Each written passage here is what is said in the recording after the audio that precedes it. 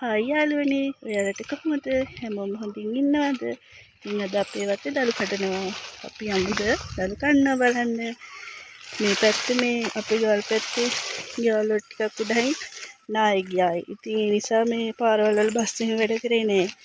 ඉතින් මේ ඊනම් තමයි බස් එහෙම වැඩ කරන්නේ.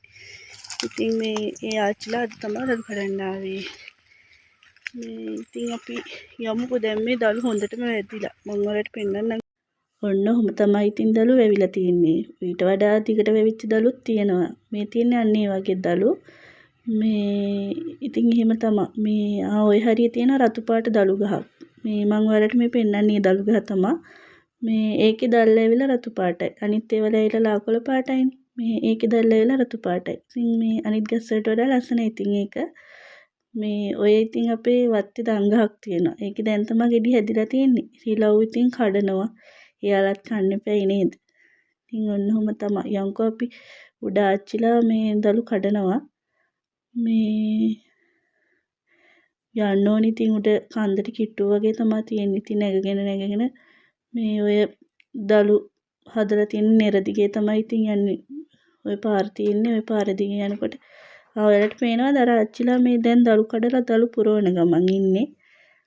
මේ තව කඩන්න තියෙනවා ඉතින්. එයාලා කඩපු දළු මේ වෙන ගෝණි වලට ඔය දානවා.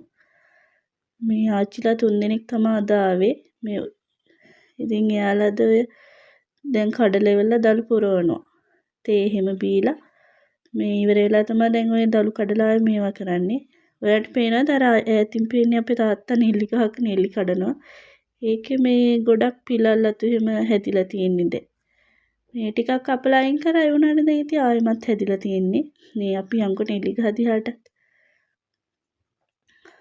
මේ දවස්වල අවුව සැරයි ඉතින්. ගිය දවස් ටිකේ වැහැලා දැන් ඒවටත් හරියන්න අවුව වැඩි. මං ඉතින් ওই දළු කඩනවා. මේ ඔහොම තමයි ඉතින් වටපිටාව ලස්සනට කොළ පාටට මේ හවසට උදේට එහෙම ඉතින් ලස්සනයි ඉතින් ඔහොම කොළ පාට පරිසරයක් දකින්නකොට එහෙම.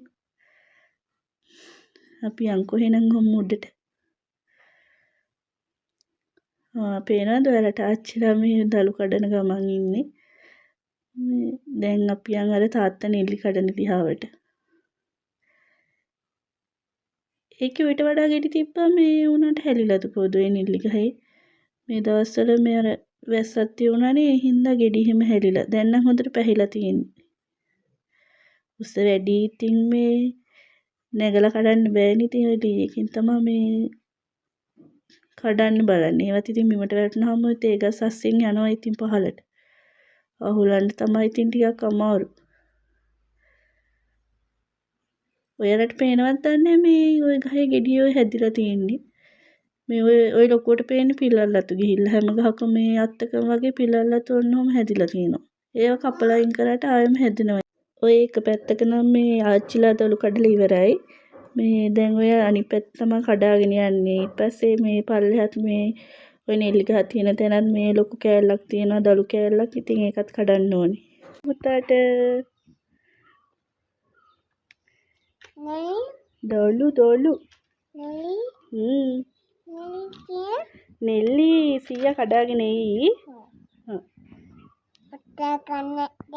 පුතා කන්නේ නැද්ද දැන්? කනවද නෙල්ලි? මොනවද මේ?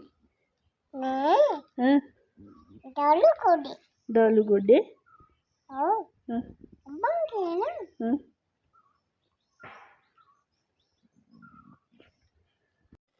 ඔන්න යාළුවනේ මං එනකොට අපේ අම්මා කුරහනුත් වේලෙන් දාලා. ඉතින් අපේ වීඩියෝ හොඳයි නම් අපිව සබ්ස්ක්‍රයිබ් කරන්න.